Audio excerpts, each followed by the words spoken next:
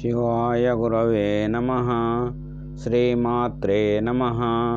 ಶ್ರೀ ಸಚ್ಚಿದಾನಂದ ಗುರು ಪರಬ್ರಹ್ಮಣೇ ನಮಃ.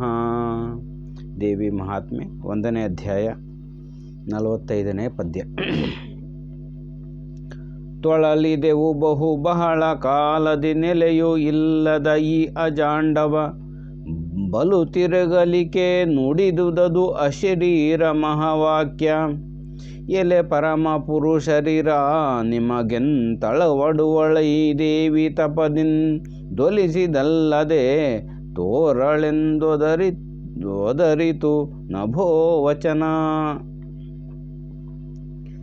ಹೀಗೆ ಅವರು ಬ್ರಹ್ಮ ವಿಷ್ಣು ಮಹೇಶ್ವರರನ್ನು ಭೂಮಿಯಲ್ಲಿ ಬಿಟ್ಟು ಹೋದ್ಲು. ಆ ಜಗನ್ಮಾತೆ ಈ ಭೂಲೋಕದಲ್ಲಿ ಮರ್ತ್ಯಲೋಕದಲ್ಲಿ ಅವ್ರೇನು ಮಾಡಿದ್ರು ಅಂದರೆ ಸುಮ್ಮನೆ ಎಲ್ಲ ತಿರುಗಿದ್ರು. ತಿರುಗಿ ಸಾಕಾಯ್ತು ಅವ್ರಿಗೆ.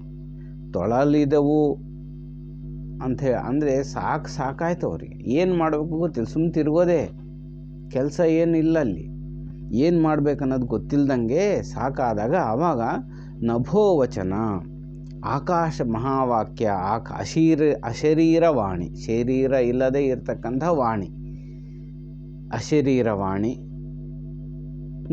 ನುಡೀತು. ಏನಂತ? ತಪಸ್ಸು ಮಾಡದೆ ಹೊರತು ನಿಮಗೆ ಹೇಗೆ ಆ ದೇವಿ ಅಳಬಡುತ್ತಾಳೆ, ಆ ದೇವಿ ಸಿಗ್ತಾಳೆ ಅಂಥೇಳಿ ಆ ಆಕಾಶವಾಣಿ ನಭೋವಚನ ಅಂತ ಕರೀತಾರೆ. ನಭ ಅಂದರೆ ಆಕಾಶವಾಣಿ. ಆಕಾಶವಾಣಿ ಹೆಂಗೆ ಬರ್ತದೆ? ಆಕಾಶವಾಣಿ ಯಾವುದೋ ರೇಡಿಯೋದಾಗಿಟ್ಟರೆ ಬರ್ತದ ಅಂತೇನಿಲ್ಲ. ಆಕಾಶವಾಣಿ ಅಂತ ಇದಕ್ಕೆ ಇಟ್ಟಿದ್ದಾರೆ. ಯಾಕಂದರೆ ಆ ವಾಣಿ ಆಕಾಶ ಆದಮೇಲಿರ್ತಕ್ಕಂಥ ಆಜ್ಞಾ ಮನಸ್ಥಿತಿಯಲ್ಲಿ ಸೂಕ್ಷ್ಮ ಸ್ಥಿತಿಯಲ್ಲಿರಬೇಕಾದ್ರೆ, ಆತ್ಮದಲ್ಲಿ ಲೀನ ಆಗಿರಬೇಕಾದ್ರೆ, ಈ ಜೀವನು ತನ್ನತನವನ್ನು ಮರೆತು ಆತ್ಮದಲ್ಲಿ ಲೀನವಾದ ಸ್ಥಿತಿಯಲ್ಲಿ ಆ ಕಡೆಗೂ ಅಲ್ಲ ಈ ಕಡೆಗೂ ಅಲ್ಲ ಅಂತ ಇರ್ತಕ್ಕಂತಹ ಒಂದು ಸಾಕ್ಷಿ ಸ್ಥಿತಿಯಲ್ಲಿ ಕೆಲವು ಶಬ್ದಗಳು ಕೇಳಿಸ್ತವೆ. ಅವೇ ಋಷಿಮುನಿಗಳು.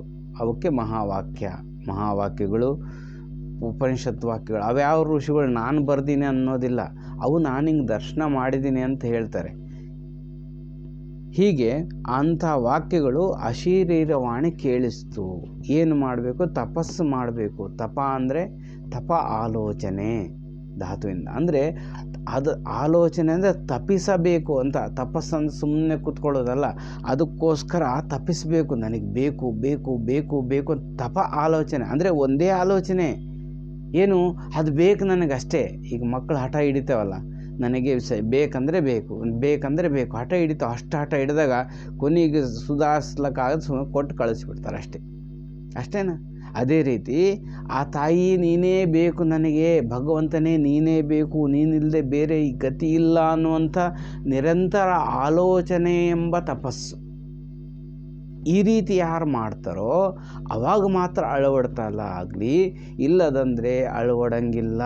ನೀನು ಎಷ್ಟು ಶಾಸ್ತ್ರ ಓದಿದರೂ ಅಷ್ಟೇ, ಎಷ್ಟು ಪುರಾಣ ಓದಿದ್ರು ಅಷ್ಟೇ, ಏನು ಹೇಳಿದ್ರು ಅಷ್ಟೇ, ಎಷ್ಟು ಜಪ ಮಾಡಿದ್ರು ಅಷ್ಟೇ, ಎಷ್ಟು ಹೋಮ ಯಜ್ಞ ಜಪ ಎಲ್ಲ ಮಾಡಿದ್ರು ಅಷ್ಟೇ. ಅದಕ್ಕೆ ಅಲ್ಲಿ ಹೇಳಿರೋದು ಯಜ್ಞ ಜಪ ತಪ ಎಷ್ಟು ಮಾಡಿದರೂ ನಿನಗೆ ಸಿಗೋದಿಲ್ಲ ಅಂತ. ಒಂದು ಕಡೆಗೆ ಅಧ್ಯಾತ್ಮದಲ್ಲಿ ಕೂಡ ಅದು ಹೇಳ್ತಾರೆ. ಆ ಭಗವಂತ ಈ ತಪ ಯಜ್ಞಗಳನ್ನು ನಾನು ಸಿಗೋದಿಲ್ಲ ಅಂತ ಸುಮಾರು ಕಡೆಗೆ ಹೇಳ್ಕೊಂಡಿದ್ದಾನೆ. ದೇವಿ ಮಹಾತ್ಮೆಯಲ್ಲಿ 9ನೇ ಅಧ್ಯಾಯದಲ್ಲಿ ಕೂಡ ಆ ದೇವಿ ಅಳವಡೋದಿಲ್ಲ ಅನ್ನೋದನ್ನ ಯಜ್ಞದಿಂದ ಸಿಗೋದಿಲ್ಲ, ಜಪದಿಂದ ಸಿಗೋದಿಲ್ಲ ಅಂತ. ಮತ್ತಿನ್ನು ಅವನ್ನ ಯಾಕೆ ಇಟ್ಟಿದ್ದಾರೆ ಅಂದರೆ ಮಾರ್ಗ ಅಷ್ಟೇ. ಆ ತಪನೆಗೆ ಒಂದು ಮಾರ್ಗ. ಆ ತಪನೆ ಒಳಗಿದ್ದಾಗ ಇದು ಮಾಡಿದರೆ ಅದು ದಾರಿ ಸೇರಿಸ್ತದಾಗಲಿ, ಇಲ್ಲ ಅಂದರೆ ಇಲ್ಲ. ನಾವು ರೈಲ್ ಟಿಕೆಟ್ ತಗೊಂಡಿವಿ, ರೈಲ್ ಹತ್ಬೇಕು. ರೈಲ್ ಟಿಕೆಟ್ ತಗೊಂಡು ಕೂಡಲೇ ಊರಿಗೆ ಮುಟ್ತೀವಿ ಅನ್ನಂಗಿಲ್ಲ. ರೈಲ್ ಟಿಕೆಟ್ ತಗೊಂಡು ಆ ರೈಲ್ ಹತ್ತಬೇಕು. ಆ ತಪನ ಅನ್ನುವಂಥ ಒಂದು ರೈಲ್ ಇದೆಯಲ್ಲ, ಆಲೋಚನಾ ಎಂಬ ರೈಲು ಸೀದಾ ಹೋಗ್ತದೆ. ಅದು ಅಲ್ಲಿ ಹತ್ತಿದರೆ ಮಾತ್ರ ಅದು ನಾವು ಮುಟ್ಲಿಕ್ಕೆ ಸಾಧ್ಯ ಆಗ್ತೀವಿ. ಸುಮ್ಮನೆ ನಾವು ಏನೋ ಮಾಡ್ತಾಯಿದ್ದೀವಿ, ರೈಲ್ ಟಿಕೆಟ್ ತಗೊಂಡಿದ್ದೀವಿ ಅಂತ ಅಂದರೆ ಉಪಯೋಗ. ಆ ಟಿಕೆಟ್ ತಗೊಂಡಿದ್ದೀವಿ ಅಷ್ಟೇ. ಭಾವನೆ ಆ ನಿರಂತರ ಆಲೋಚನೆ ಎಂಬ ರೈಲು, ಅದು ಪ್ರವಾಹ. ಆಲೋಚನೆ ಅಂದರೆ ಪ್ರವಾಹಕ್ಕಂತ. ಆ ರೈಲ್ನಾಗ ಹತ್ತಿದ್ರೆ ನಾವು ಡಿಸ್ಟೆನ್ಸ್ ಸೇರ್ತೀವಿ. ಇಲ್ಲಾಂದರೆ ನಾವೇನು ಟಿಕೆಟ್ ತಗೊಂಡು ಎಷ್ಟು ವರ್ಷ ಇಟ್ಕೊಂಡ್ರು ನಾವು ಸೇರೋಕ್ಕಾಗೋದಿಲ್ಲ. ಅದನ್ನು ಅಲ್ಲಿ ಹೇಳ್ತಾ ಇರೋದು.